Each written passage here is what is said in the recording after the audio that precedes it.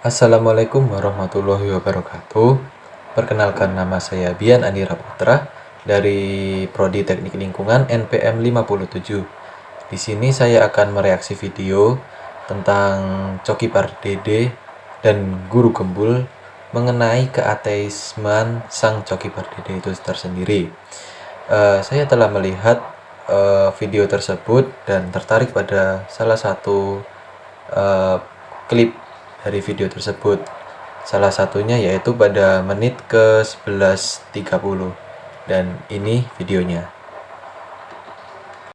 Sih harusnya lebih berbahaya atau lebih sulit yang itu. Atau yang kedua jawabannya, menurut gua kalau memang Tuhan ada seperti yang digambarkan oleh agama-agama pada umumnya, di mana dia adalah sebuah pribadi yang memang bijaksana, punya pemikiran yang panjang, gua rasa sih kayak tadi yang gua bilang, Kang, dia tidak akan sepicik itu untuk mendahulukan atau memasukkan ke neraka orang yang percaya dia tapi tidak memberikan sumbangsih, ketimbang sama orang yang mungkin agak nggak percaya sama dia tapi memberikan sumbangsih gitu. Karena gue percaya pada akhirnya value orang tuh dinilai bukan cuma sekedar dari dia percaya apa, tapi dia value-nya as a human tuh apa sih? Dan kalau ternyata memang ada sebuah pribadi yang memasukkan orang ke dalam siksaan cuman karena dia, salah tata cara menyembahnya cuman agak ke kanan dikit misalnya, padahal yang sebenarnya lurus, ya gue rasa sih kayaknya pribadi seperti itu masa sih menciptakan alam semesta, masa sih sepicik itu. Itu ada di dialognya Kingdom of Heaven itu. Oh, Ada di film itu. ya. Tapi baraya gini ya. Ini mah kita ngorek aja, maksudnya ngorek. Nah, dari pernyataan Coki tersebut tentang kepicikan Tuhan, menurut saya sebenarnya memang benar, Tuhan itu tidak sepicik yang kita kira.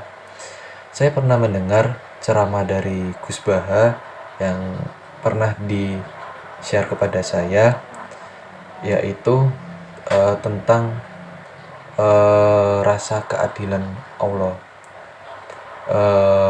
Gus Baha pernah cerita begini, Allah Subhanahu wa Ta'ala pernah bertanya kepada hambanya yang telah masuk ke akhirat, apakah kalian tahu kenapa masuk neraka? Tahu ya Allah, karena dosa kami banyak. Lebih dari itu, semasa dunia saya tidak pernah patuh terhadap perintahmu, jawab kedua orang itu. Lalu Allah memerintahkan lagi, baik, kalian berdua masuk lagi ke neraka sekarang juga.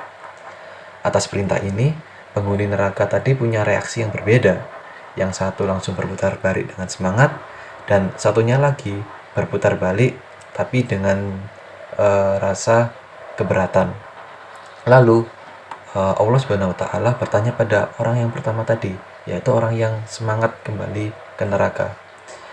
Kenapa kamu bersemangat sekali masuk neraka? Tanya Tuhan kepada orang yang bersemangat tadi.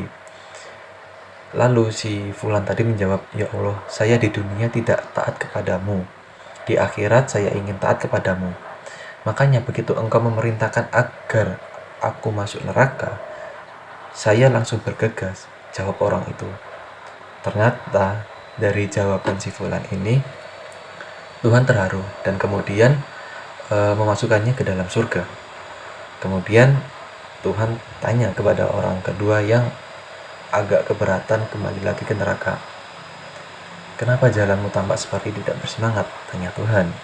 Jadi begini ya Allah, setelah engkau panggil, saya yakin dapat amnesti sehingga tidak kembali ke neraka. Jadi tadi saya mengira kalau masa hukuman di neraka itu sudah selesai atau sudah purna. Itu saking baik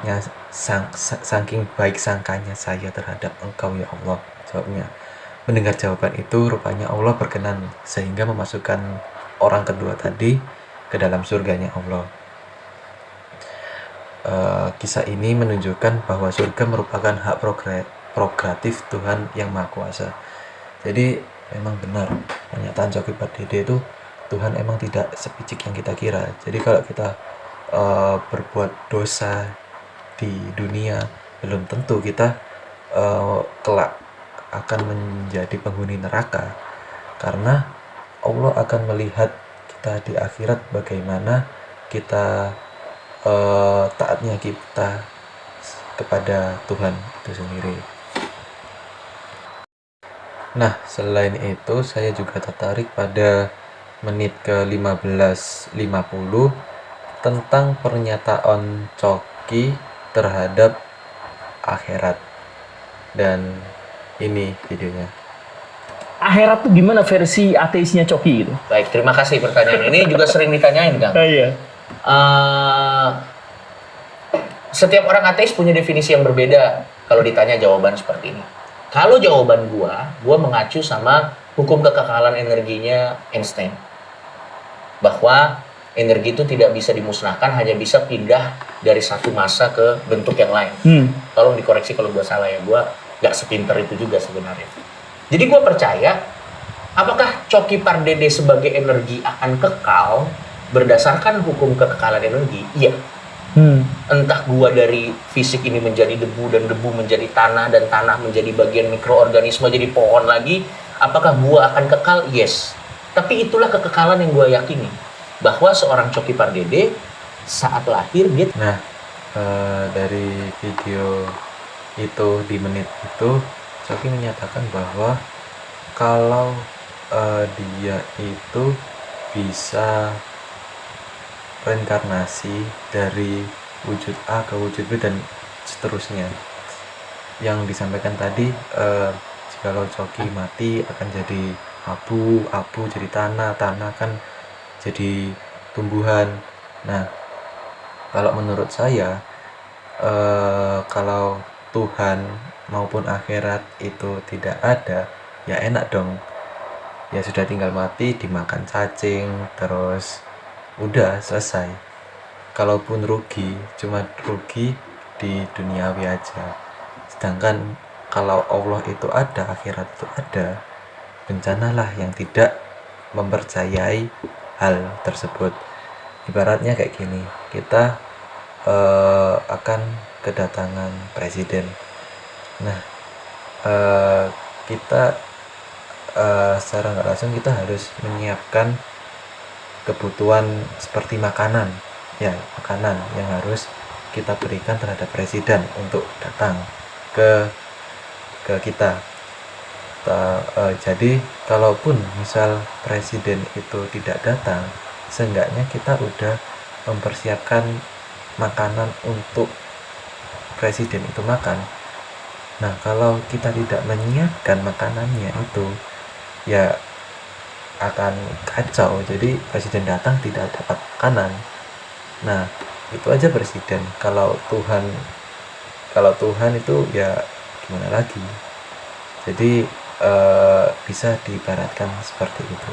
Jadi paling gampangnya kita harus mempersiapkan bekal. Kalaupun bekal itu tidak dipakai, ya setidaknya kita telah siap dari awal sebelum hari H itu terjadi, begitu.